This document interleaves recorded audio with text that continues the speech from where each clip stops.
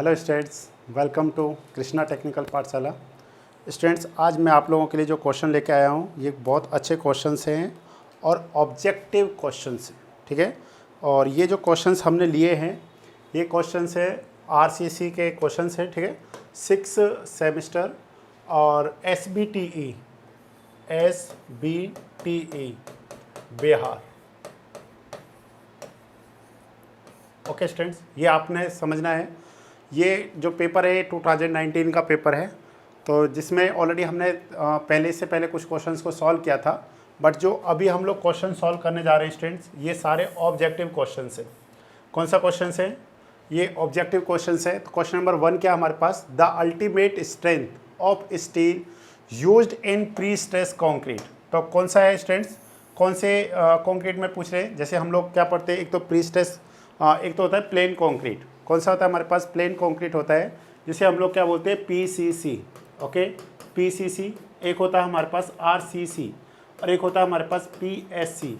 तो ये तीन है, plain cement concrete, reinforced cement concrete and plain pre strain, या फिर हम लोग क्या कह सकते हैं? Pre stress concrete. Okay, pre stress concrete.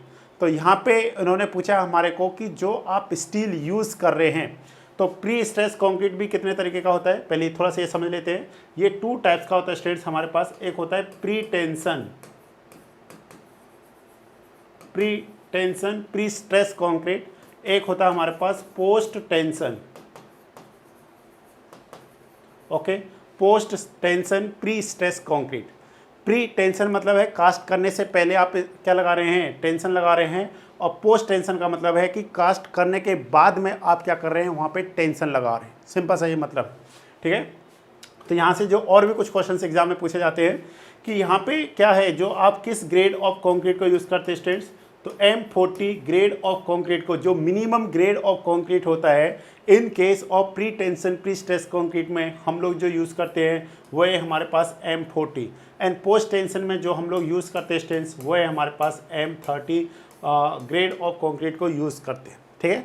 अगर आपसे आरसीसी में पूछा जाए कि what is the minimum grade of concrete in case of RCC, तो M20 हमारे पास क्या होता है? मिनिमम ग्रेड ऑफ कंक्रीट होता है, जिसे हम लोग आरसीसी में यूज़ करते हैं। और प्री स्ट्रेस में तो आपका 5 to 15 होता है। M5, M7.5, M10, M15, M20 तक आप क्या कर सकते हैं? यूज़ कर सकते हैं। अब बात यहाँ पे क्या है स्टूडेंट्स कि यहाँ पे आपको पूछा गया है कि ultimate strength of steel used in pre stress concrete. तो आपने ध्यान देना है कि जनरली हम लोग कौन सा पढ़ते हैं? 250, 415, 500। ये जो हमारे पास है FE 250, FE 415 एंड FE 500, इनको हम लोग किस में यूज़ करते हैं? जनरली हम लोग आरसीसी में यूज़ करते हैं। But in case of pre stress concrete हमारे को क्या चाहिए? एक हाई यील्ड स्ट्रेंथ चाहिए। मतलब एक हाई यील्ड स्ट्रेंथ चाहिए, मीन जो वहाँ पे हम लोग यूज़ कर रहे होंगे वो हम लोग इसको यूज़ करेंगे। मतलब क्या स्ट्रेंथ रहा होगा उसका? अल्टीमेट स्ट्रेंथ ऑफ स्टील क्या रहा होगा? 1500 न्यूटन पर mm² रहा होगा, ठीक है ना। तो हाई ग्रेड ऑफ स्टील को हम लोग क्या करते हैं? प्री स्ट्रेस कंक्रीट में यूज़ करते हैं, क्योंकि यहाँ पे हम लोग हाई ग्रेड ऑफ कंक्रीट को क्या कर रहे होते हैं? यूज़ कर रहे होते हैं। आपने देखा होगा कि जनरली जो गर्डर्स होते हैं, जो ब्रिजेस बनाए जाते हैं, जो गर्डर्स होते हैं, जो पहले से ही क्या करते हैं हम लोग बना करके रखते हैं, उनमें हाई टेंसाइल स्ट्रेंथ वायर की क्या होती है? ज़रूरत होती है। तो इसलिए वहाँ पे हमारे को क्या चाहिए? हाई यील्ड स्ट्रेंथ या अल्टीमेट स्ट्रेंथ क्या होनी चाहिए? ज़्यादा होनी चाहिए। तो विच option is correct of this question? D option is the correct. Okay students, तो आपने समझ लेना है ये क्वेश्चन। आपको जितने भी छोटे मोटे क्वेश्चन हैं वो यहाँ से आपके सॉल्व हो जाएंगे। नेक्स्ट क्वेश्चन हमारे पास क्या है स्टूडेंट्स? नेक्स्ट क्वेश्चन है the magnitude of loss of pre stress due to relaxation of steel should be taken to very from dash dash dash of the average initial stress. तो students हम लोगों को यहाँ पे समझना पड़ेगा कि हम लोग यहाँ पे लॉसेस को स्टडी करते हैं। जो प्री स्ट्रेस कंक्रीट है इसमें 2 टाइप्स है, pre tension and post tension. इनमें दोनों में डिफरेंट क्या होते हैं? लॉसेस होते हैं, ठीक है। तो हम लोग अभी समझते हैं कि प्री टेंशन जो हमारे पास क्या है? प्री स्ट्रेस कंक्रीट है। Pre tension pre stress concrete में कौन कौन से लॉसेस है? Post tension pre stress concrete में कौन कौन से लॉसेस है और किसका क्या वैल्यू होता है? यहाँ पे 3 to 4 question generally junior engineer के एग्जाम में या फिर किसी भी जहाँ पे भी ऑब्जेक्टिव क्वेश्चंस बनते हैं वहाँ पे पूछे जाते हैं। बट अगर आपसे इस क्वेश्चन का आंसर जानना है तो इसका आंसर स्टूडेंट्स हमारे पास 2 to 8% of the average initial stress होता है। अगर आपसे पूछा जाए कि प्री टेंशन और पोस्ट टेंशन में लॉस किस में ज़्यादा होते हैं, तो pre tension pre stress concrete में लॉसेस ज़्यादा होते हैं compare to post tension pre stress concrete से। अब इसमें कुछ ऐसे स्ट्रेसेस जो सिर्फ पोस्ट टेंशन कंक्रीट में ही होते हैं, जैसे कि फ्रिक्शन, ठीक है। फ्रिक्शन के कारण जो लॉसेज होते हैं वो प्री टेंशन में नहीं होते, वो पोस्ट टेंशन में होते हैं। क्लियर हो रहा है? क्योंकि आपने क्या पोस्ट टेंशन में क्या हो रहा है कि जब आपने कंक्रीट को फिल कर दिया है, कास्ट कर दिया, देन आप उसको क्या कर रहे हैं, टेंशनाइज कर रहे हैं, मतलब by help of the jack then आप क्या कर रहे हैं, वायर को खींच रहे हैं, वहाँ पे टेंशन अप्लाइड कर रहे हैं, तो वहाँ पे फ्रिक्शन है या फिर अनकरेज स्लिप, ये दोनों जो लॉसेज हैं ये only and only post tension pre stress concrete में होते हैं। तो हम लोग यहाँ पे समझने की कोशिश करते हैं। अगर स्टूडेंट्स आपके एग्जाम में 2 मार्क्स का या 4 मार्क्स का या 6 मार्क्स का क्वेश्चन आता है तो सिर्फ आप इस टेबल को बना दिए। This table is very useful for SSC mains students also, ठीक है। The different type of losses are as below, okay, pre tension and post tension. आपको पता है कंक्रीट जो हम लोग यहाँ पे पढ़ रहे हैं वो कितने तरीके का है, 2 टाइप्स का है, pre tensing pre stress concrete, pre stress concrete, ठीक है, 2 टाइप्स का है हमारे पास। और ये हो जाएगा हमारे पास post tension pre stress concrete, PSC, okay, PSC. अब यहाँ पे देखिए स्टूडेंट्स कौन कौन से लॉसेज हैं। फर्स्ट लॉसेज है इलास्टिक डिफॉर्मेशन, सिर्फ मैं यहाँ पे लिस्ट बताऊंगा, हमने इसको अपने थ्योरी लेक्चर्स में प्रॉपर वे में टीच किया हुआ है, वहाँ पे आप पढ़ सकते हैं अच्छे से, बट यहाँ पे एक टाइम का शॉर्टेज होता है, दैट्स वाई सिर्फ मैं आपको एक ओवरव्यू बताऊंगा जिससे आपका क्वेश्चन सॉल्व हो जाए at least. Elastic deformation of concrete, जो due to elastic deformation of concrete जो लॉस होगा, loss of stress, it is equivalent, वो किसके इक्वल होगा students, M into F C के इक्वलेंट होगा। What is the M, M is the modular ratio and F C is the pre stress in concrete at the level of the steel, ठीक है। F C का मतलब क्या है, pre stress, ये क्या है, pre stress in concrete at the level of steel, okay. ये आपने पहले से पढ़ा है कि what is the modular ratio, it is the ratio of modulus of elasticity of steel to the modulus of elasticity of concrete, ये इसके क्या होता है, रेशियो के इक्वलेंट होता है। नेक्स्ट है relaxation of stress in steel, ठीक है, तो ये हमारे पास कितना होता है student, 2 to 8% of the initial stress के इक्वलेंट होता है। Next one is the shrinkage of concrete, ये जो लॉस होता है इट इज़ इक्वलेंट किसके होता है, epsilon C S multiply E S के इक्वलेंट होता है। अब आपने कोड में पढ़ा होगा IRC 4562,000 में, वहाँ पे आपने एक डाटा पढ़ा होगा, आप याद कीजिए कि जो वहाँ पे क्या होता है, जो स्ट्रेन ड्यू टू श्रिंकेज होता है उसका वैल्यू क्या होता है, 3 × 10⁻⁴ इन केस ऑफ प्री टेंशन, ठीक है। वो प्री टेंशन को नहीं बताता है बट उसमें ये डाटा दे रखा है, और ये हमारे पास जो 2 × 10⁻⁴ डिवाइड में t+2, टी किस में, डेज में, ये जो यहाँ पे जो स्ट्रेन है due to shrinkage in concrete वो किसके इक्वल है, 2 × 10⁻⁴/t+2, टी इन डेज में है, ओके। तो ये हमारे को क्लियर हो जाना चाहिए। एफ साइलन सी एस, आप खुद सोचिए अगर आपको स्ट्रेस पता करना है, what is the stress, stress equal to किसके होता है स्टूडेंट्स, स्ट्रेस इक्वल टू होता है मॉडुलस ऑफ इलास्टिसिटी। आप खुद सोचिए modulus of elasticity it is the ratio of the stress by strain. अगर आपको स्ट्रेन पता करना है तो आप क्या कहेंगे, stress equal to modulus of elasticity multiply by strain. But यहाँ पे स्ट्रेन किसके कारण हो रहा है, स्ट्रेन ड्यू टू श्रिंकेज, तो यहाँ पे हम लोगों ने क्या बोला है, shrinkage, strain due to shrinkage in concrete multiply में modulus of elasticity of steel. ये ध्यान देना, यहाँ पे modulus of elasticity of steel आएगा ना कि कंक्रीट आएगा। नेक्स्ट है क्रीप ऑफ कंक्रीट, यहाँ पे जो लॉस होगा वो किसके इक्वलेंट डिस्टेंस, ये हमारे पास है phi × m × fc। What is the phi, phi is the creep coefficient, it is the ratio of the ultimate creep strain to the elastic strain. What is the m, m is the modular ratio and what is the fc, fc is the pre stress in concrete at the level of stress. और इसका value कैसे find करेंगे हम लोग, इसका simple सा value है p/a+, ये किसके कारण है स्टूडेंट्स, ये मूवमेंट के कारण है, ठीक है। तो मूवमेंट के कारण हमारे पास आ जाएगा p/a, ये क्या हो गया, direct stress due to load, जो p लोड लग रहा है, ठीक है, प्लस pe, ये हमारे पास क्या है, अगर आप देखेंगे m/i इक्वल टू सिग्मा/y इक्वल टू e/r, यही होता है हमारे पास बेंडिंग इक्वेशन। तो यहाँ से अगर आपको सिग्मा का वैल्यू पता करना है तो आप क्या कहेंगे, M upon I multiply Y. What is the M? M is the P into E. E is the eccentricity. Multiply Y. Y equal to eccentricity. P into E upon I. तो इस तरीके से आप क्या कर सकते हैं, पता कर सकते हैं. सिंपल सा आपको याद रखने, अगर एग्जाम में हमारे पास कोई भी क्वेश्चन आता है तो स्टूडेंट्स बताइए, इन case of pre tension pre stress concrete में जो लॉसेज हो रहे हैं वो किस किस के कारण हो रहे हैं? Elastic deformation of concrete, relaxation of stress in steel, shrinkage of concrete, creep of concrete. इन चार के कारण क्या हो रहे हैं? लॉसेस हो रहे हैं. अगर आपसे पूछा जाए कि टोटल लॉस कितना हो रहा है इन case of pre tension pre stress concrete में, वो कितना होता है स्टूडेंट्स? 18% होता है. ओके, बट जब आप किस में देखेंगे, इन केस ऑफ पोस्ट टेंशन, ठीक है, इन case of post tension pre stress concrete में जब आप देखेंगे तो यहाँ पे क्या स्टूडेंट्स, सिर्फ रीड कर लीजिए, आप इसको इसी तरीके से बना करके आइएगा, आपको फुल 4 में से 4 नंबर मिलेंगे और आपको ये ऑब्जेक्टिव में भी बहुत हेल्प करेगा. No loss due to elastic deformation if all the wires are simultaneously tensioned. ठीक है, अगर आप साइमल्टेनियसली क्या करते हैं, सारे जो भी ऑल वायर्स को क्या करते हैं, टेंशन करते हैं, तो इलास्टिक डिफॉर्मेशन के कारण पोस्ट टेंशन में कोई भी किसी भी तरीके का लॉस नहीं होगा. But if the wires are successively tensioned there will be loss of pre-stress due to elastic deformation of concrete. But generally students इस लॉस को पोस्ट टेंशन में कंसीडर नहीं करके चल रहे होते. Next one is the same, relaxation of stress in steel, जो किस में था? ऑलरेडी प्री टेंशन में था. श्रिंकेज ऑफ कंक्रीट ऑलरेडी किस में था? प्री टेंशन में था. Creep of concrete is already किस में था? प्री टेंशन में था.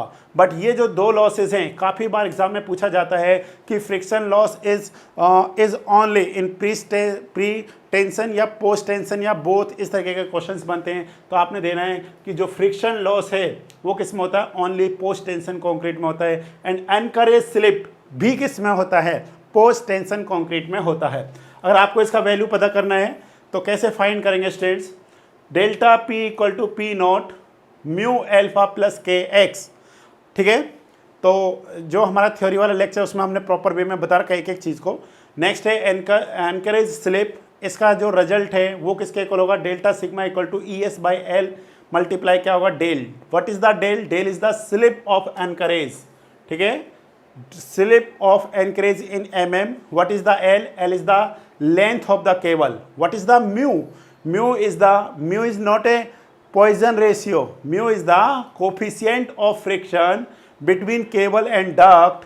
और इसका जो रेंज होता है स्टूडेंट्स, ये काफ़ी बार पूछा जाता है एग्जाम में, 0.25 to 0.55. And what is the K? K is the friction coefficient for wave effect. Its value is 15 multiply 10⁻⁴ to 50 multiply 10⁻⁴ के होता है. And what is the alpha? Alpha is the cumulative angle in radians में होता है. ठीक है, जहाँ पे दो पॉइंट्स को क्या किया जा रहा होता है? सिलेक्ट किया जाता है, उनके बीच में हम लोग देखते हैं. तो ये पॉइंट थे हमारे पास स्टूडेंट्स. नेक्स्ट हम लोगों को ये लास्ट स्टेटमेंट याद रखना है, percentage loss of pre stress, percentage loss of pre stress in pre tension is 18%. देखिए ध्यान से, ये कितना है? 18% इन केस में, किसमें? प्री टेंशन में. और पोस्ट टेंशन में कितना होता है? 15%. तो स्टूडेंट्स आपको पता होना चाहिए कि जो लॉसेज हैं, लॉसेज जो स्ट्रेस में लॉसेज हो रहा है, प्री स्ट्रेस में जो लॉस हो रहा है वो किस में ज़्यादा होगा? प्री टेंशन में ज़्यादा होगा कंपेयर टू पोस्ट टेंशन. कौन कौन से लॉसेज हैं जो पोस्ट टेंशन में हैं? वो हमारे पास है, first one is the friction and second one is the encourage slip. ठीक है, स्लिप जो स्लिप कर जाता है, ठीक है ना, जब हम लोग क्या करते हैं उसको छोड़ते हैं तो उसमें थोड़ा बहुत क्या करता है? वो स्लिप करता है. तो ये हमारे पास होता है एनकरेज स्लिप होता है. ठीक है, तो ये सारे shrinkage of concrete, creep of concrete, relaxation of stress in steel या फिर इलास्टिक डिफॉर्मेशन ऑफ कंक्रीट, ये सारे इनको आप एक बार याद कर लीजिए. इनके फॉर्मूले छोटे छोटे फॉर्मूलेज है. एम इंटू क्या होता है? FC के इक्वलेंट होता है इन केस ऑफ इलास्टिक डिफॉर्मेशन में. और जब हमारे पास श्रिंकेज के कारण क्या होगा? श्रिंकेज के कारण जो स्ट्रेन है मल्टीप्लाई में modulus of plasticity of steel. अब क्रीप के कारण क्या होगा स्टूडेंट्स बताइए? Phi into M into FC. तो आप कहेंगे सर कि पोस्ट टेंशन में तो फॉर्मूले बताए नहीं, दोनों में सेम ही फॉर्मूला हम लोग क्या करते हैं? यूज़ करते हैं. बस हमने ये देखना है कि वो लॉस इसमें हो रहा है या नहीं हो रहा है. ठीक है ना, बस हमको इन चीज़ों को देखना है. तो हमारा जो क्वेश्चन था स्टूडेंट्स, हम लोग अपने क्वेश्चन पे आते हैं वापस. क्वेश्चन क्या था हमारे पास तो आई थिंक अब आपको क्वेश्चन क्लियर हो गया होगा। The magnitude of loss of prestress due to relaxation of steel should be taken to very from 2 to 8%। तो मैंने अभी आपको दिखाया भी था कितना परसेंट है ये हमारे पास, प्लीज रिमेंबर दिस डाटा। 2 कितना होता है, 8% में क्या होता है, इनिशियल स्ट्रेस का एवरेज होता है। नेक्स्ट है हमारे पास strength analysis of reinforce concrete can be done, straight line theory, elastic theory, ultimate load theory, D is the all of these. तो what is the correct answer, all of the is the correct answer. आप कहेंगे sir ultimate load theory तो हमने पढ़ा था, ultimate load theory का मतलब किसके साथ में, एलएसएम के साथ में है। ओके स्टूडेंट्स, ये किस में हमारे पास एलएसएम है। Limit state method is based on the ultimate load, और ये जो मेथड होता है ये कैसा होता है, यहाँ पे स्ट्रेन डोमिनेट होता है, ठीक है ना। ये क्या होता है, यहाँ पे क्या होता है, स्ट्रेन डोमिनेटर होता है। और जो इलास्टिक थ्योरी है ये हमारे पास कौन सा स्ट्रेस, WSM मेथड है। Okay, working stress method. Okay, working stress method is working on working load कहिए, या फिर आप क्या कह सकते हैं, अलोएबल लोड कह सकते हैं, या फिर क्या कह सकते हैं आप, परमिसिबल लोड। ये कुछ भी दे सकता है आपको, परमिसिबल लोड है, अलोएबल लोड है, या वर्किंग लोड। इसको हम लोग क्या बोलते हैं, इलास्टिक थ्योरी, ठीक है। इसको हम लोग दूसरा किस मेथड के नाम से भी जानते हैं, इसको हम लोग मॉड्यूलर रेशियो मेथड के नाम से भी जानते हैं, मॉड्यूलर रेशियो मेथड, ठीक है। इसे हम लोग किसके नाम से जानते हैं, इलास्टिक थ्योरी, या फिर इलास्टिक के मेथड से भी हम लोग जानते हैं। अब आप कहेंगे सर इसका मतलब क्या है, ध्यान से समझने की कोशिश करिए स्टूडेंट्स। इलास्टिक थ्योरी या फिर एन इलास्टिक मेथड, ठीक है। तो इसमें जो हमारे पास क्या होता है, stress and strain are varies linearly, जो सबसे इंपॉर्टेंट पॉइंट, ठीक है। जो इलास्टिक थ्योरी है यहाँ पे जो स्ट्रेस और स्ट्रेन का जो वेरिएशन होता है वो कैसा होता है, स्ट्रेस हमारे पास लीनियर होता है, like this,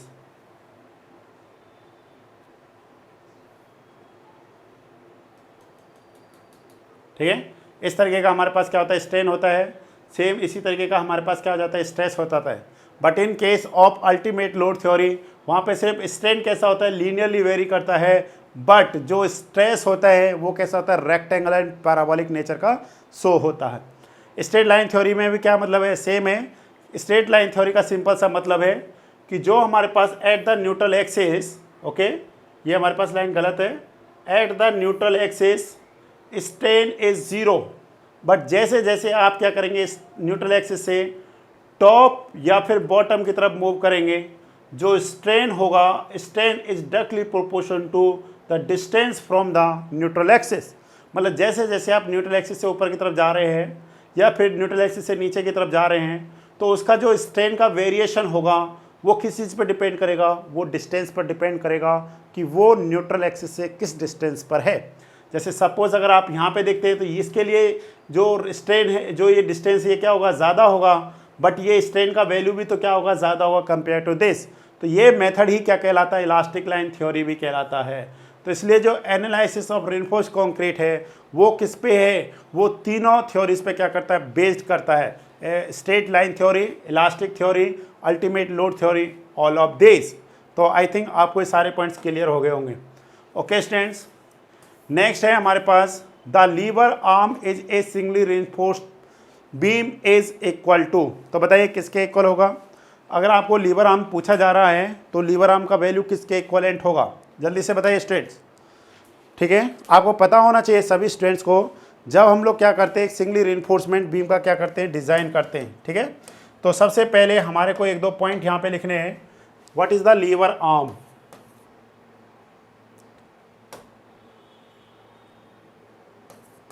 liver arm is the distance between total tensile force and total compressive force. Okay students, compressive force. First, it is denoted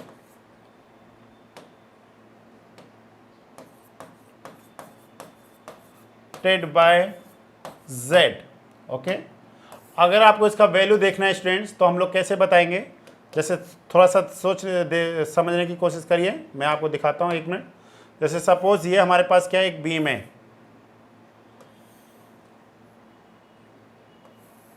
okay. अब आप इसको आगे देखिए, अगर हम लोग किस में देख रहे हैं, वर्किंग स्ट्रेस मेथड में देख रहे हैं, ठीक है ना।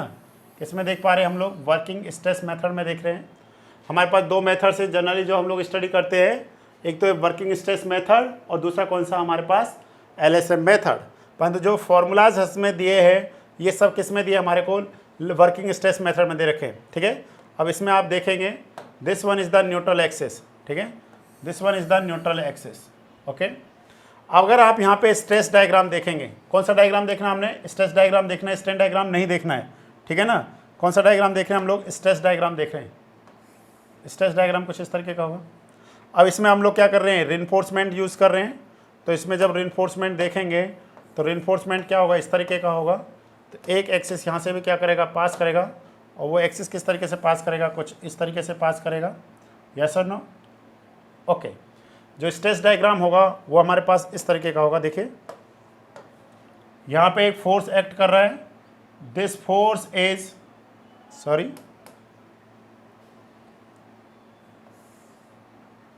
ठीक है, दिस फोर्स, ये जो हमारे पास फोर्स है ये कौन सा हो जाएगा हमारे पास, T, मतलब टेंसाइल फोर्स।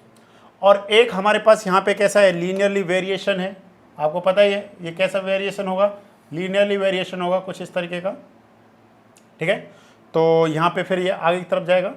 तो यहाँ पे जब देखेंगे ये जो हमारे पास एक्सिस है, this axis is the x is the neutral axis, या फिर हम लोग क्या बोल सकते हैं, C बोल सकते हैं। और यहाँ पे हमारे पास क्या आएगा, इसका जो सेंटर होगा वो कहीं यहाँ पे लाई कर रहा होगा, देख लेते हैं वो भी हम लोग, वो हमारे पास कहाँ पे लाई कर रहा होगा, यहाँ पे लाई कर रहा होगा। ये जो डिस्टेंस है, दिस डिस्टेंस, ठीक है, ये जो डिस्टेंस आप देख पा रहे हैं यहाँ पे, this distance is the lever arm, it is denoted by Z।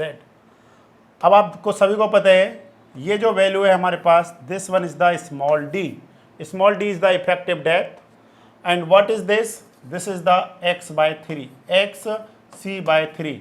तो what is the z is the small d minus this value. तो हम लोग क्या कहेंगे यहाँ पे, z equal to d minus xc/3, ये होगा हमारे पास, z equal to d minus xc/3।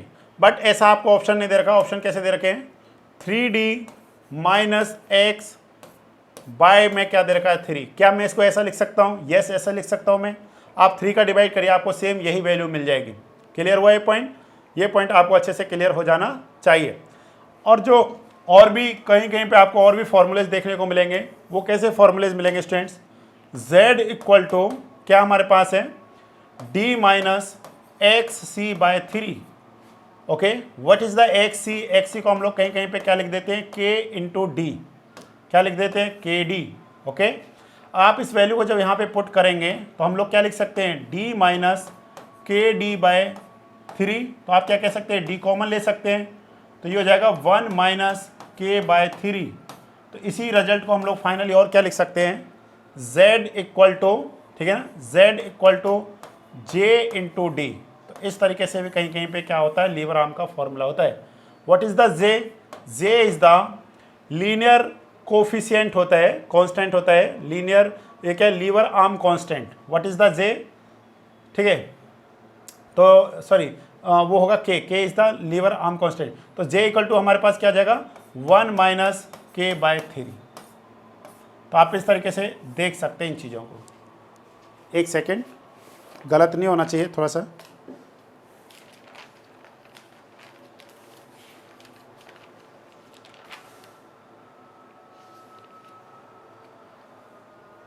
yes, j is the lever arm constant,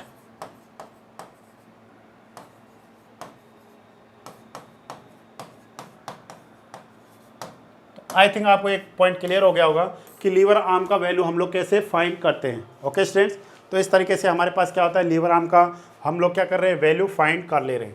तो ये हमारे पास क्या होता है, एक सिंपल सा तरीका होता है। तो आई थिंक आपको ये मेथड पूरा क्लियर हो गया होगा कि the lever arm is a singly reinforcement beam is equal to, जैसे देखिए यहाँ पे दे रखा है d minus X by 3, 2d minus X by 3, 3d minus X by 3 and last क्या दे रखा है 4d minus X by 3।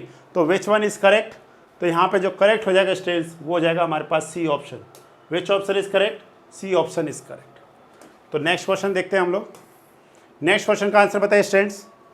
The diagonal tension in concrete can be resist by providing, जो हम लोग डायगोनल क्या कर रहे हैं, डायगोनल टेंशन को क्या करने के लिए, रजिस्ट करने के लिए कंक्रीट में किसको प्रोवाइड किया जाता है स्टूडेंट्स, उसके लिए हम लोग करते हैं shear reinforcement. Okay, tensile reinforcement is provided in beam to resist flexural stresses. Okay, कौन से रेजिस्ट को स्टूडेंट्स, फ्लेक्सुरल।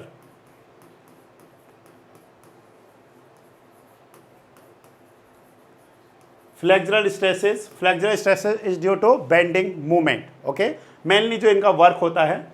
और जो आपने सुना होगा मिनिमम रिइंफोर्समेंट जो हम लोग प्रोवाइड करते हैं स्टूडेंट्स, वो किसके लिए होता है, सडन फेलियर्स को बचाने के लिए, या फिर जो सेकेंडरी इफेक्ट्स होते हैं उनके कारण जो क्रैक्स डेवलप होते हैं उनको क्या करने के लिए, प्रिवेंट करने के लिए हम लोग क्या करते हैं, मिनिमम रिइंफोर्समेंट का यूज़ करते हैं। बट जो टेंसाइल रिइंफोर्समेंट है इसका मेन मकसद जो है वो किसको, फ्लेक्सुरल स्ट्रेसेस को क्या करने के लिए, रेजिस्ट करने के लिए होता है। शियर रिइंफोर्समेंट किसके लिए होता है students, diagonal tension. Okay, diagonal tension को क्या करने के लिए, रेजिस्ट करने के लिए। और ये कहाँ पे होता है डायगोनल टेंशन, जहाँ पे शियर फोर्स का वैल्यू क्या होगा, ज़्यादा होगा और बेंडिंग मोमेंट का वैल्यू क्या होगा, कम होगा। वहाँ पे हम लोग देखते हैं जब भी हमारे पास क्या होता है, कोई भी एक इस तरीके का बीम होता है तो यहाँ पे हमारे पास क्या है, इस तरीके का सपोर्ट है, यस और नो। तो आप खुद सोचिए अगर इस बीम पे अगर इस तरीके का यूडियल लोड आता है तो इसका जब आप क्या बनाएंगे, बेंडिंग मोमेंट डायग्राम या शियर फोर्स डायग्राम बनाएंगे तो आपको पता ही है कि इसका किस तरीके से बनेगा, कुछ इस तरीके का बेंडिंग मोमेंट डायग्राम बनेगा, यस और नो। सॉरी, इस तरीके का क्या होगा, शियर फोर्स डायग्राम होगा। और यही आप इसका अगर बेंडिंग मोमेंट डायग्राम बनाएंगे तो किस तरीके का होगा, इस तरीके का बेंडिंग मोमेंट डायग्राम होगा। तो देखिए जहाँ पे शियर फोर्स क्या होता है, जीरो या मिनिमम होगा, वहाँ पे बेंडिंग मोमेंट ज़्यादा होगा। अब देखिए यहाँ पे तो बेंडिंग मोमेंट नहीं है, परंतु यहाँ पे हम लोगों ने क्या कर रखे हैं, स्टीरअप्स यूज़ करते हैं ना, जो भी हमारे पास क्या होता है इस तरीके के हम लोग क्या करते हैं, स्टीरअप्स यूज़ करते हैं, यस और नो। इस तरीके का जो स्टीरअप्स, वर्टिकल स्टीरअप्स यूज़ कर रहे हैं, ये जो स्टीरअप्स है ये किसके लिए है, ये डायगोनल टेंशन को क्या करने के लिए, रेजिस्ट करने के लिए होता है, ठीक है ना, जितना भी शियर रिइंफोर्समेंट यूज़ किया जाता है। और जो due to this flexural, due to this movement जो स्ट्रेसेस आएंगे उसको रेजिस्ट करने के लिए कौन सा रिइंफोर्समेंट है, यहाँ पे इस तरीके का एक क्या होता है जिसको हम लोग क्या बोलते हैं, टेंशन रिइंफोर्समेंट या टेंसाइल रिइंफोर्समेंट बोलते हैं, उसको यूज़ किया जाता है। Next one is the compressive reinforcement used in case of doubly reinforcement beam. Doubly reinforcement beam या फिर हम लोग का देखते हैं, ठीक है, तो इस तरीके का आप समझ सकते हैं। नेक्स्ट देखिए, next question is very very important question. क्या है हमारे पास, देखिए ध्यान से पढ़िए। The bond between steel and concrete is mainly due to, तो आपको समझना पड़ेगा स्टूडेंट्स, कैसे समझना पड़ेगा मैं आपको समझाने की कोशिश करता हूँ कि हमारे पास कोई भी एक कंक्रीट क्या है, ब्लॉक है, जैसे समझ इस तरीके का हमारे पास क्या है, कंक्रीट है। अब इसमें हमने क्या कर रखा है स्टूडेंट्स, एक स्टील मेंबर को, स्टील बार है इस तरीके का, क्या हमारे पास एक स्टील बार है इस तरीके का, ध्यान से देखिए यहाँ पे क्या है, पूरा कंक्रीट है,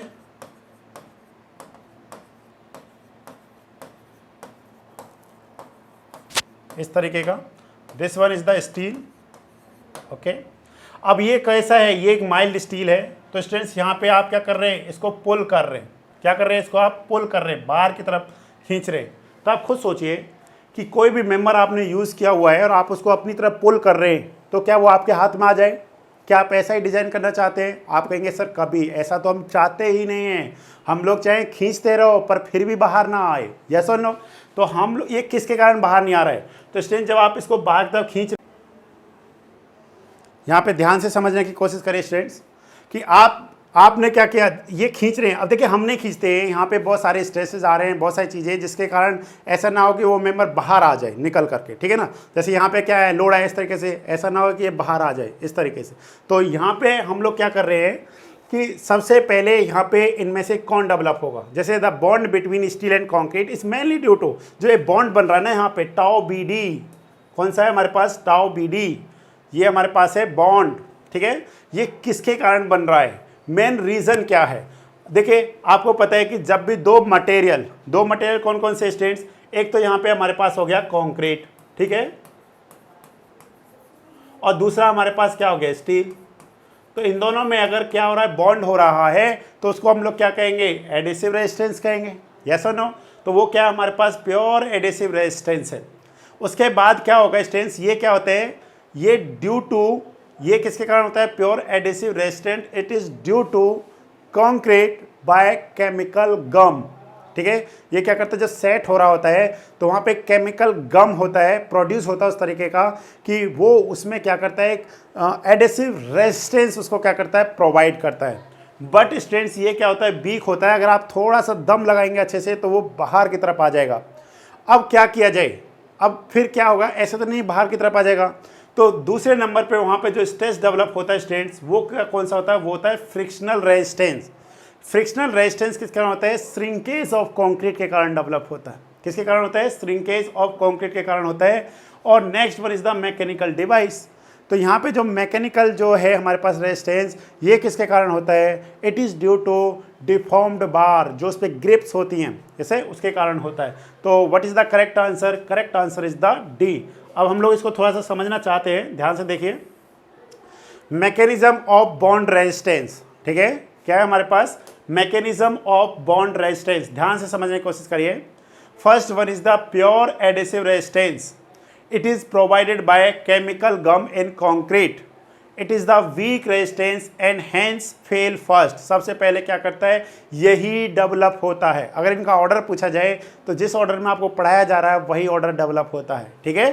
प्योर एडिसिव रेजिस्टेंस, फिर आपने और सिग्मा एस टी के वैल्यू को बढ़ा दिया तो फिर क्या होगा वहाँ पे स्ट्रेंथ, फ्रिक्शनल रेजिस्टेंस डेवलप होगा। It is provided by shrinkage of concrete by gripping steel, ठीक है। Next one is the mechanical resistance, it is provided by deformed bar.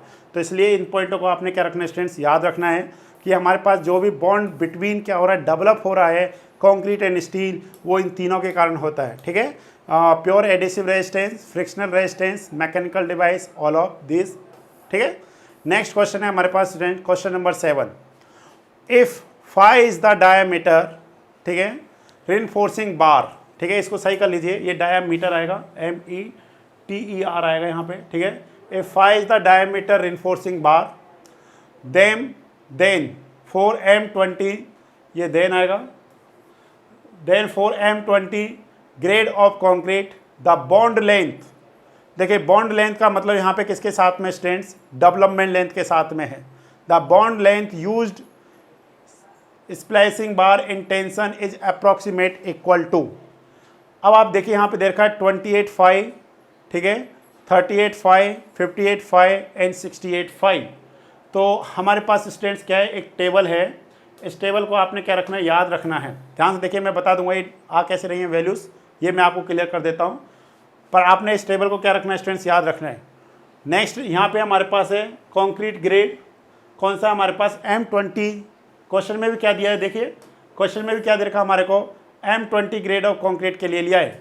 But अब इन्होंने यहाँ पे ये लिख करके नहीं दिया है कि किस ग्रेड ऑफ स्टील के लिए है। तो यहाँ पे हमारे को दे रखा है grade of steel Fe250, Fe415, Fe500 bar in tension. अगर हमारे पास क्या है, जो बार है वो किस में है, टेंशन में है, या फिर बार इन कंप्रेशन, ठीक है, जो बार है मतलब जो रॉड है वो किस में है, अगर कंप्रेशन में है तो वहाँ पे क्या होगा 37, वहाँ पे क्या होगा जो हमारे पास क्या डेवलपमेंट लेंथ है उसका वैल्यू क्या होगा। तो बार इन टेंशन 250 में 46.5, Fe415 में कितना होगा स्टूडेंट्स 47.5, 500 में कितना हो जाएगा 57.5, बार इन कंप्रेशन 37.5, 38.5, 46.5। एक सेकेंड, क्वेश्चन में ये देख लेते हैं इन्होंने डिफॉर्म्ड बार या कुछ लिख करके दिया है क्या, नो, इन्होंने कुछ भी लिख करके नहीं दिया है। तो स्टूडेंट्स आप इसमें देखिए इसका करेक्ट आंसर क्या हो सकता है, इन्होंने पूछा है टेंशन, ठीक है, क्या पूछा है इन्होंने, टेंशन में पूछा है। तो 3 ही हमारे पास क्या हो सकती है, वैल्यूज हो सकती है, 46, 47, 57। तो विच ऑप्शन इज करेक्ट, 58 इस क्वेश्चन का आंसर करेक्ट हो जाएगा। अब आपके मन में आ रहा होगा सर ये आया कहाँ से रहा डाटा, तो मैं आपको समझाने की कोशिश करता हूँ, ध्यान से देखिए। यहाँ पे क्या है, एक थोड़ा सा ये पॉइंट और समझ लीजिए। Development length required in compression zone is less compare to tension zone because the bond stress is high in compression zone. कितने परसेंट से इंक्रीज कर जाता है स्ट्रेस, 25% से इंक्रीज करता है। हम लोग समझने की कोशिश करते हैं। एल डी जो होता है, L D is the development length. कौन सा डेवलपमेंट लेंथ, यहाँ पे ध्यान से देखिए, अभी हम लोगों ने बताया था ना यहाँ पे एक डायग्राम बना करके, जो ये लेंथ है हमारे पास L D is the development length. ये किसके इक्वल होता है स्टूडेंट्स, ये फॉर्मूला आपको याद होना चाहिए सब स्टूडेंट्स को। L D equal to 0.87 F Y into 5 upon किसके इक्वल हो जाएगा, 4 into tau B D. Okay, ये रिजल्ट आपने क्या रखना है, याद रखना है। अब ये रिजल्ट आपने याद तो रखना है, परंतु किस केस में है ये result, mild steel, okay, mild steel in tension, okay, mild steel in tension, okay. अगर माइल्ड स्टील इन कंप्रेशन है, जैसे अब हम लोग उसको बाहर की तरफ ना खींच करके अगर हम लोग अंदर की तरफ करें तो कैसा होगा, कंप्रेशन होगा। तो टाउ बी डी क्या होता है, tau B D increased by 25% if mild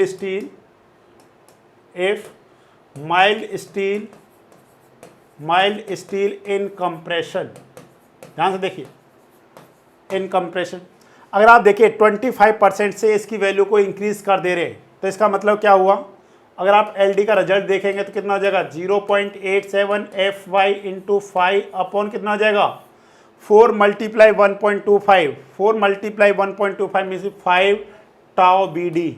अब आप खुद सोचिए किसके केस में डेवलपमेंट लेंथ का वैल्यू ज़्यादा होगा, इन केस ऑफ टेंशन या इन case of compression, obviously in case of tension. Reason because यहाँ पे क्या रीज़न है बोलिए, क्योंकि टाउ बी डी जो ये डिनोमिनेटर क्या हो गया, बड़ा हो गया। देखिए यहाँ पे क्या था 4 टाउ बी डी, बट इस केस में क्या है 5 tau B D.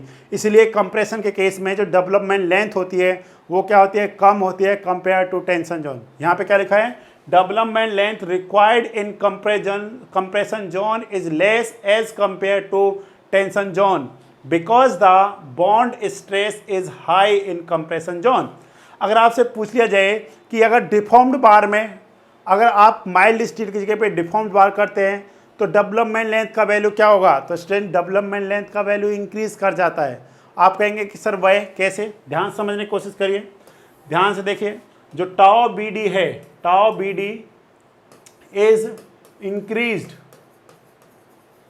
Increased by 60%, okay, 60% in case of deformed bar, in case of deformed bar. अब आपको मन में तो आ रहा होगा कि सर देखिए टाउ बी डी का वैल्यू बढ़ गया, means L D equal to 0.87 F Y into 5 upon 4 multiply 60% से इंक्रीज किया means 1.6 means tau B D. अगर आप इसको देखेंगे तो कितना जगह 6.4 टाउ बी डी। तो आप तो कहेंगे सर आप क्या, आपके मन में क्या आएगा कि सर डेवलपमेंट लेंथ का वैल्यू तो और कम हो जाना चाहिए, क्योंकि देखिए न्यूमरेटर सब में सेम है, डिनोमिनेटर 4, 5, 6.4, तो इस केस में ज़्यादा होना चाहिए ना। मतलब एल डी का वैल्यू सबसे कम किसके केस में होना चाहिए, जब आप डिफॉर्म्ड बार यूज़ कर रहे हैं। पर स्टूडेंट्स आपको ये भी तो बात ध्यान देना ना कि एफ वाई का वैल्यू यहाँ पे कितना है 250, बट इस केस में कितना होगा यहाँ पे 415 एंड 500। यस और नो, डिफॉर्म्ड बार कौन से होते हैं, एफ 415 और 500, क्योंकि डिफॉर्म्ड बार में जो स्ट्रेस है, ठीक है, उसका वैल्यू क्या है, ज़्यादा है, जिसके कारण डेवलपमेंट लेंथ का वैल्यू क्या होता है, ज़्यादा होता है कंपेयर टू माइल्ड स्टील। ये बहुत इंपॉर्टेंट कंसेप्ट है, बहुत सारे स्टूडेंट्स को अच्छे से पता नहीं रहता है, इसलिए थोड़ा सा इस पर क्या दे सकते हैं, ध्यान दे सकते हैं। अब स्टूडेंट्स आपने क्या करना है, आप इस फॉर्मूले में क्या करिए, वैल्यूज़ को पुट करिए। इस वाले फॉर्मूलेज में जब आप वैल्यूज़ को पुट करेंगे तो आपको ना यही रिजल्ट्स मिलेंगे, 46, 47, 57, 5। देखिए आप ध्यान से देखिए कि ये हमारे पास कौन सा है, माइल्ड स्टील, यस और नो, ये हमारे पास क्या है, माइल्ड स्टील। ये हमारे पास कौन सा है, डिफॉर्म्ड बार। ओके, कौन सा बार है, डिफॉर्म्ड बार। ये भी कौन सा है, डिफॉर्म्ड बार। यस और no.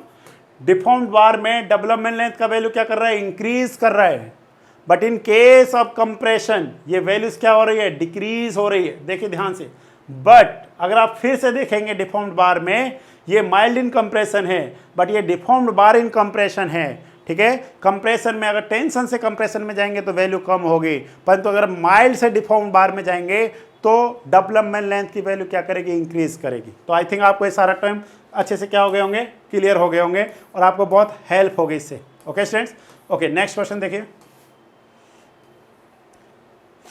When hooks are formed in deformed bar, ठीक है, when hooks are formed in deformed bar, the internal radius of bond should be at least how many times the diameter of the bar? तो answer आएगा students 4 times. क्या आएगा, 4 times. पर आप कहेंगे sir मैंने तो कोड में पढ़ा था 2 टाइम्स था, बट माय डियर स्टूडेंट्स वो किसके केस में था, माइल्ड स्टील के केस में था। किसके केस में था, माइल्ड स्टील के केस में। अगर यहाँ पे डिफॉर्म्ड बार की जगह पे क्या लिखा होता, माइल्ड स्टील लिखा होता, क्या लिखा होता, mild steel, then which option is correct, 2, मतलब फर्स्ट ऑप्शन इज करेक्ट। तो ये पॉइंट आपने क्या रखना है, याद रखना है। तो देखते हैं हम लोग कुछ समझते हैं। देखिए स्टूडेंट्स, ये हमारे पास क्या है, एक स्टैंडर्ड हुक है।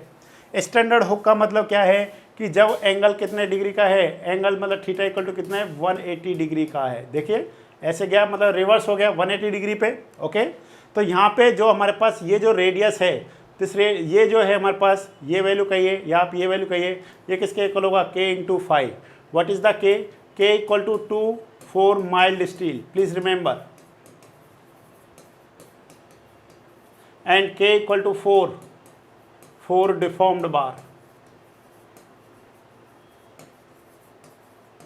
आप याद रखिए इनको, k equal to 2 4 mild steel, k equal to 4 deformed bar. ठीक है, स्टैंडर्ड हुक के केस में। अब यहाँ पे देखिए स्टूडेंट्स, कुछ इंपॉर्टेंट पॉइंट्स हैं आपके लिए। The length of the straight portion of the bar beyond the end of the hook. ध्यान से देखिए, हुक तो यहाँ तक है ना, हुक तो यहाँ तक हो गया, तो इसके बाद वाला जो है ये जो लेंथ होगा, the length of the straight portion of the bar beyond the end of the hook should be at least how many times, 4 times. ध्यान से देखिए 4 टाइम्स, ये काफ़ी बार जेई में पूछा गया क्वेश्चन है, एसएससी जेई में काफ़ी बार इस क्वेश्चन को पूछा गया है, इसलिए सभी स्टूडेंट्स को इसका पता होना चाहिए। ठीक है, should be at least 4 times the diameter of the bar. Okay, next हम लोग क्या देख रहे हैं students, anchorage values taken as the, जो anchorage values taken as the 4 5 for each 45 degree bend subjected to a maximum of 16 5। अगर आपसे पूछा जाए कि भाई स्टैंडर्ड हुक में बताइए, स्टैंडर्ड बेंड, सॉरी,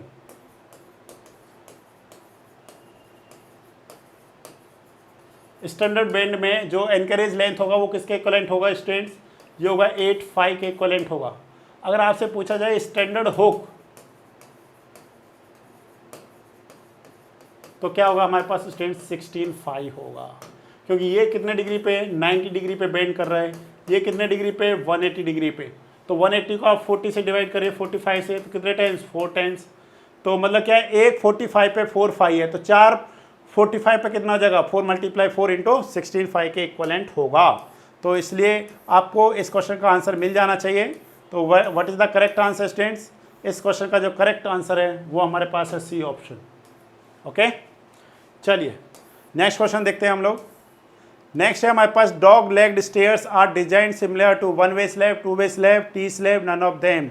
तो आंसर आएगा स्टूडेंट्स 1 वे स्लैब। ओके, इसको आप 1 वे स्लैब की तरह हम लोग क्या करते हैं, डॉग लेग स्टेयर्स को क्या करते हैं, डिजाइन करते हैं। ये डिपेंड करता है सपोर्ट कंडीशन पे। ठीक है, अब यहाँ पे क्या है, the succeeding flights run in opposite direction and in plan there is no space between them. मतलब ये किसका एग्जांपल है, ये किसकी डेफिनेशन है, डॉग लेग्ड स्टेयर्स की क्या है, डेफिनेशन है। मतलब हम लोग इसको इस डायग्राम की हेल्प से समझना चाह रहे हैं। ध्यान से देखिए, इसमें क्या है हमारे पास, पहले जो फ्लाइट का डायरेक्शन है वो ये है, देन क्या हमारे पास हो गया, इसके अपोजिट डायरेक्शन में हो जाता है। पहले हम लोग ऐसे जा रहे हैं, फिर हम लोग इस तरीके से जा रहे हैं, मतलब अपोजिट डायरेक्शन में क्या करते हैं, फ्लाइट्स मूव करते हैं। ओके, तो ये पॉइंट आपके लिए थोड़ा सा इंपॉर्टेंट है। नेक्स्ट क्वेश्चन है question number 10, acceptable relationship between trades and riser. This question is very important students from my side. ठीक है, आपने इसको मेरे लिए तैयार करना है कि मैंने इसमें बहुत सारे पॉइंट्स लिखे हैं स्टूडेंट्स आपके लिए, आपने इन सारे पॉइंट्सों को क्या रखना है, याद रखना है। जैसे आप समझने की कोशिश करिए तो जैसे आपको इस छोटे से डायग्राम से समझ में आ रहा होगा कि ट्रेड कौन सा है। ये जो हॉरिजॉन्टल पोर्शन होता है जिस पर हम लोग पैर रखते हैं, इस तरीके से जो पैर रख रहे हैं, दीज आर द ट्रेड। और जो राइजर है स्टेट्स, जो वर्टिकल पोर्शन होता है, इसे हम लोग क्या बोलते हैं, राइजर। नोजिंग क्या होता है, जो ये पोर्शन बाहर की तरफ निकला हुआ होता है, जैसे आप देखेंगे तो हल्का सा बाहर की तरफ पोर्शन निकला होता है। और जो स्ट्रिंगर है, ये जो वॉल, जो वॉल टाइप में जो है, जैसे हम लोग उसको पकड़ करके ऊपर जा रहे होते हैं, ठीक है। तो ये हमारे पास है। तो यहाँ पे आपको ट्रेड समझ में आ गया, राइजर समझ में आ गया, नोजिंग समझ में आ गया, जो मेन है हमारे लिए। तो स्टूडेंट्स यहाँ पे कुछ पॉइंट्स हैं। ट्रेड एंड राइजर डिटर्मिनेशन, अगर आपसे यहाँ पे क्या पूछा गया है, यहाँ पे एक रिलेशन पूछा गया, तो रिलेशन था 2R + T, 2 times of riser plus tread equal to कितना होना चाहिए, 600 के इक्वल होना चाहिए, फर्स्ट। सेकेंड है हमारे पास, अगर इन दोनों का मल्टीप्लिकेशन करें R और T का, तो वो किस रेंज में आना चाहिए, 40,000 to 41,000 की बीच में आना चाहिए। तो इसके बेसिस पे हम लोग क्या करेंगे, डिज़ाइन करेंगे। कुछ हमारे पास पॉइंट्स हैं स्टूडेंट्स यहाँ पे, जैसे कंडीशंस दे रखी हैं ट्रेड एंड राइज। काफ़ी बार एग्जाम में पूछ लिया जाता है, जैसे कि जेई के एग्ज़ाम में, किसी भी डिफरेंट जेई का या एई का या कोई भी आप एग्ज़ाम दे रहे हैं, तो जनरली ऐसे क्वेश्चन आ जाते हैं कि dwelling house, public buildings, factory, cinemas में ट्रेड एंड राइज की वैल्यू क्या होती है। सो स्टूडेंट्स आप इसको अपने नोटबुक में लिख सकते हैं, कोई भी छोटा मोटा क्वेश्चन आए तो आप बता सकते हैं। नेक्स्ट हमारे पास क्या है students, the minimum width of a stair shall be 850 mm, in residential building the minimum width is 1050 mm। अब स्टूडेंट्स इसमें थोड़ा सा डाटा कन्फ्यूजन आपको मिलेगा, कहीं कहीं पे ये कितना दे रखा होता है, 80 सेंटीमीटर दे रखा होता है। 80 सेंटीमीटर मीन्स 800 mm दे रखा होता है, ठीक है। नेक्स्ट है हमारे पास head room over a stair shall be at least 2.1 metre. आपने देखा होगा हेड रूम का मतलब है कि जब हम लोग चेयर उस पर स्टेयर्स पे जाते हैं ना, तो हमारे ऊपर जो पोर्शन दिख रहा होता है वो किस हाइट पे होना चाहिए, 2.1 पे होना चाहिए, ठीक है ना।